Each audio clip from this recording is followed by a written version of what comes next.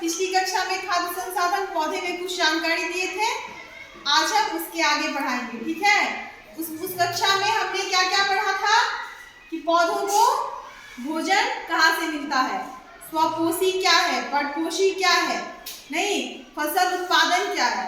अब हम जानते हैं कि फसल उत्पादन के लिए क्या क्या जरूरी है।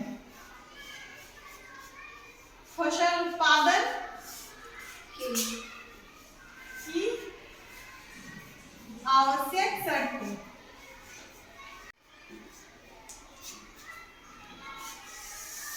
तो फसल उत्पादन के लिए सबसे पहले क्या जरूरी है, अच्छी किस्मों के बीजों का चयन, है ना। क्या जरूरी है, अच्छी किस्मों के बीजों का चयन।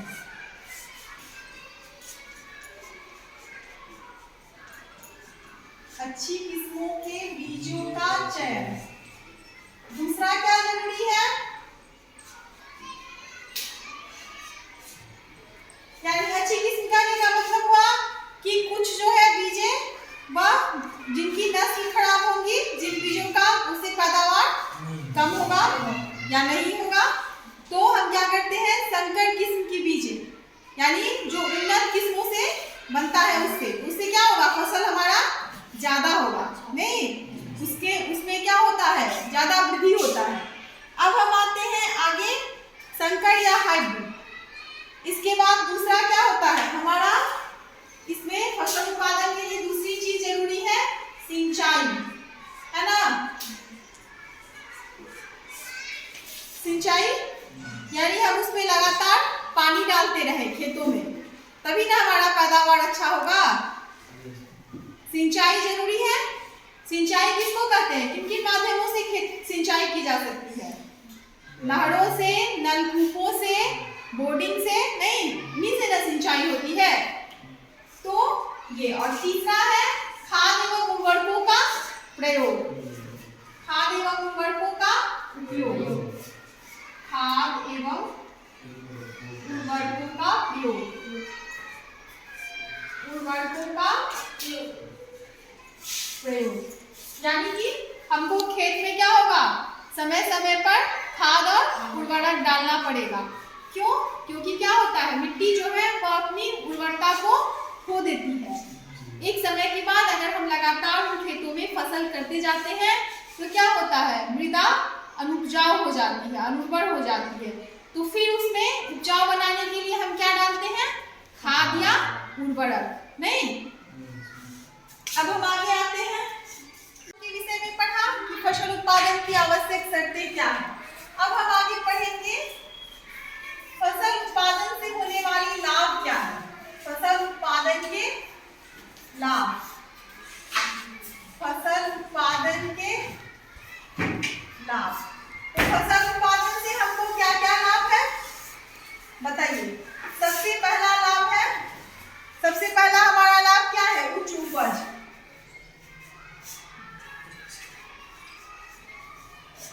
जब हमने अच्छी किस्म के बीजों का प्रयोग किया तो हमको पैदावार क्या होगी, अधिक होगी।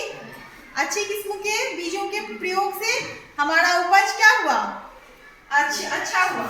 दूसरा हमको लाभ है कि फसल उत्पादन से क्या लाभ है, कृषकों को जो है वह मुनाफा ज्यादा मिलेगा, कृषकों को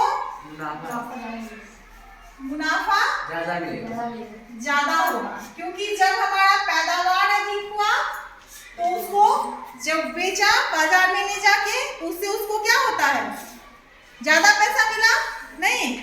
तीसरा है कि वह संकर किस्म है, तो संकर किस्म से क्या हुआ, संकर किस्में जल्दी पक के तैयार हो गई, संकर किस्में जल्दी पककर तैयार हो जाती है, जल्दी पककर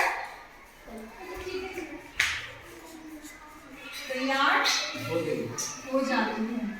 अगर हमारी संकर किस्में हैं वो जल्दी पक के तैयार हो गई, ठीक है, मान लो कि किसी फसल को पैदा होने के लिए 4 महीना जरूरी है, लेकिन हमने अच्छी किस्म के बीजों का प्रयोग किया तो हमारा फसल 2 ही महीना में तैयार हो गया, नहीं, तो 2 ही महीना में तैयार हो गया। तो हम उस इंटरवल में क्या करेंगे, फिर कोई और भी फसल लगा सकते हैं,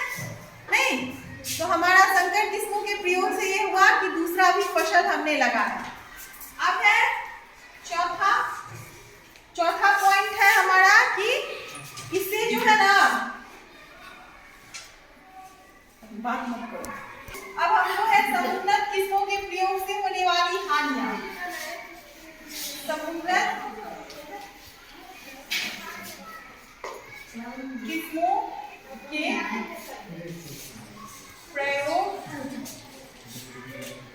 से हानियां, यानी हमने जो ये समुन्नत किस्मों के बीजों का प्रयोग किया, इससे हमको क्या क्या हानि हुआ, ठीक है। तो इसमें क्या होता है, पहला हानि हमारा है कि खरपतवार नियंत्रक की आवश्यकता अधिक होती है। खरपतवार नियंत्रक, खरपतवार नियंत्रक कहते किसको है? खरपतवार, खेतों में जो अवांछित पौधे उपज जाते हैं, नहीं, यानी कि देखते होंगे धान के खेत में कुछ और उग गया, मान लो कि अपने वन से मटर उग गया, नहीं तो वह क्या हो गया, अवांछित किस्म का, उसको हटा देते हैं हम। या कोई ऐसा घास उग जाता है, घास ही उग जाता है खेत में, तो वह क्या आया, खरपतवार। तो उसको खरपतवार को हटाने के लिए हम खरपतवार नियंत्रण का प्रयोग करते हैं। खरपतवार नियंत्रण में क्या सब आता है, पीरकनाशी, पीरकनाशी, डीडीटी, कीटनाशी, नहीं कीटनाशी। तो यह सब क्या करता है, हमको हानि करता है, यस, खेतों को यह क्या करता है, हानि पहुंचाता है, नहीं। दूसरा है हमारा कम चारे की प्राप्ति, कम चारे की प्राप्ति। अब हमने कम चारे की प्राप्ति, समुन्नत किस्मों के प्रयोग से हमको फसल जल्दी पक के तैयार हो गया था, तो इससे क्या हुआ, हमारा जो फसलों का ग्रोथ हुआ वह बड़ा नहीं हुआ, तो चारा क्या होगा, कम होगा, नहीं। तो इससे हमारा दूसरा दोष है कि कम चारे की प्राप्ति। अब आगे चलते हैं,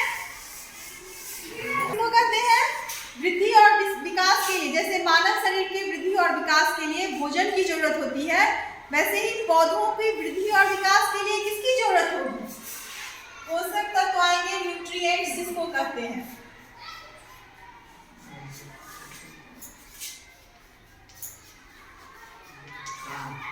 न्यूट्रिएंट्स या क्या है, जैसे हमारे शरीर के वृद्धि और विकास के लिए किस चीज की जरूरत होती है, पोषक तत्वों की। उसी तरह से पौधों को कितने पोषक तत्वों की जरूरत होती है, पौधों के लिए 16 पोषक तत्व, पौधों के लिए 16 पोषक तत्वों की जरूरत होती है, 16 पोषक तत्वों की जरूरत होती है। अब पौधों को ये पोषक तत्व कहाँ से प्राप्त होते हैं, मिट्टी से, वायु से और जल से। पौधों को कहाँ से मिलता है, मृदा। पोषक तत्वों का स्रोत क्या है, मृदा, पानी और वायु, नहीं, पोषक तत्वों का स्रोत है मृदा, पानी और वायु। अब वायु का सूत्र होता है CO2, है ना। तो इसमें से इसको 2 पोषक तत्व मिल गया ना। पहला क्या मिला, कार्बन, वायु से इसने क्या क्या लिया, कार्बन और ऑक्सीजन,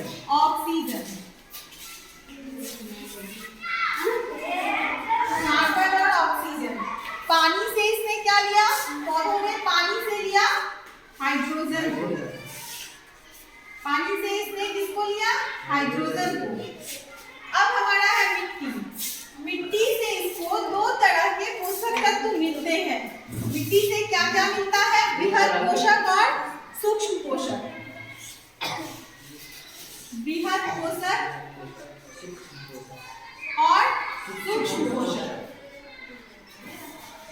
सूक्ष्म पोषक।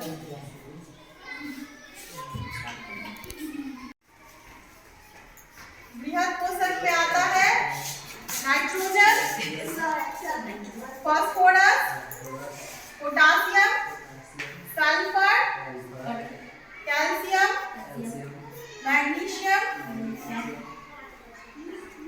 ठीक है। क्या क्या आया, nitrogen, phosphorus, potassium, sulphur, calcium और मैग्नीशियम। अब आया सूक्ष्म पोषक। सूक्ष्म पोषक के अंतर्गत क्या क्या आया जिसको वह प्राप्त करेगा? कौन प्राप्त करेगा? पौधा।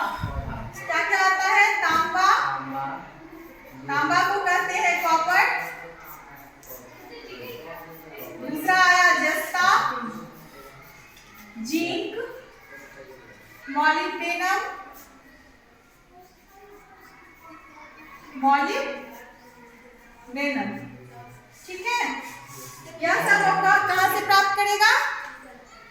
पौधे प्राप्त करेंगे। किससे? मिट्टी से। तो इस तरह से इनको कुल मिलाकर के 16 पोषक तत्वों की पूर्ति हो जाती है। अब है कि फिर इनको कुछ एक्स्ट्रा चीजों की जरूरत होती है। इसके उचित वृद्धि और विकास के लिए किन चीजों की जरूरत होती है? खाद की और उर्वरक की। तो आज के लिए इतना ही। अगली कक्षा में हम खाद और उर्वरक के विषय में पढ़ेंगे।